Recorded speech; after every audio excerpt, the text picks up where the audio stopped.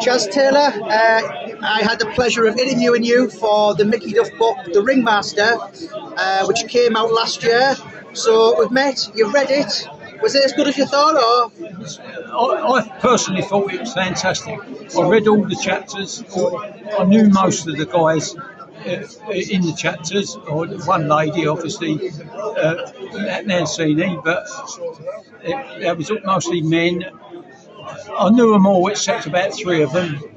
And what I found with the book was none of the chapters had met and talked about it amongst themselves, and it shows you how truthful they all were, all boxing people, because the same vibes about Mickey came through from all different guys who had never discussed it with each other. And I thought that showed the truthfulness of how Jamie wrote it. Yeah. I mean, was it a little bit of nostalgia? Did it bring back some memories? Oh, definitely.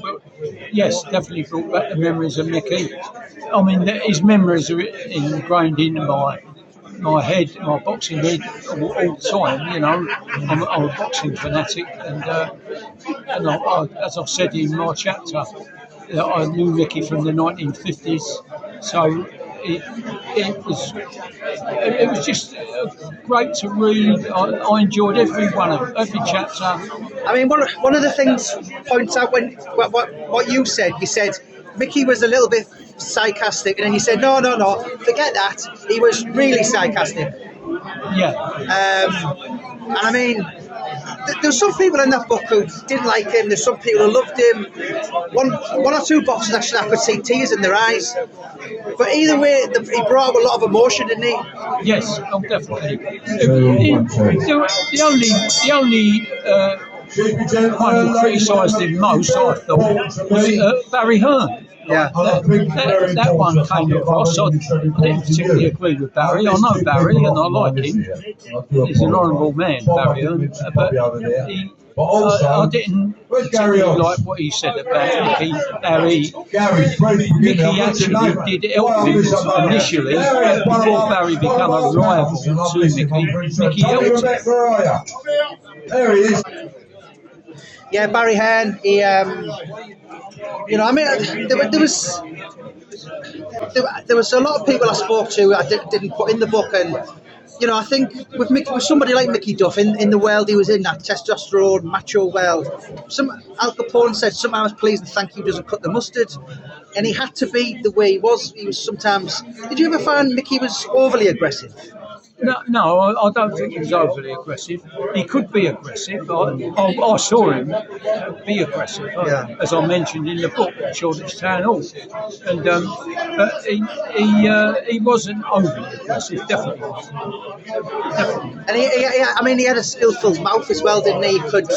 He could box himself out of situations verbally. Oh, definitely. He could, he was an expert at that, especially if it was about boxing, you couldn't really beat him.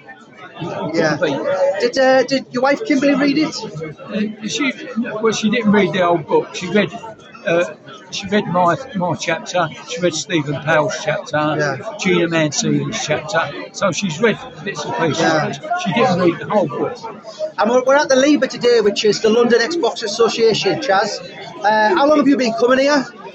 Well, actually, I've been coming here since. I've been a member since 1973. Right. I'm probably now the longest serving member who attends regularly. I think there's a couple of guys who are actually joined before 73, but they don't come. Yeah. But I am the oldest, the longest attending member who attends regularly, and I've probably, after Stephen Powell, I've attended the most London Ex-Boxers meetings than anyone else. Get your tickets out, because here we go.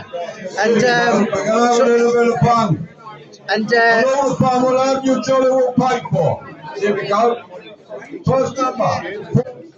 So you came here when Mickey Duff was coming here? Oh yes, definitely. Yes. What was it like at the meeting? No, he come to the original meetings, and then when Frank Warren was coming on the scene, and Frank actually knew the Powell family because they lived local to each other. So Frank Warren started not actually coming, but he started making donations to Liebe and getting his shows publicised in Liebe. And Mickey was offended by that. And so Mickey didn't come for a few years while Frank Warren was kind of establishing himself. But there was no evil intent there, because the Warren family lived close to the Powell family, and they went to school together and grew up together. So there wasn't any. Frank Warren wasn't doing it to wind Mickey up or anything like that. But Mickey did take offence. And I think deep down there was a respect between Frank Warren and Mickey Duff, wasn't there? Well, eventually there was.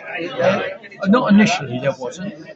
But eventually, Mickey, even to me, he acknowledged that he's doing well. And of course, he had something over Mickey Duff. Money couldn't buy, and that was you. He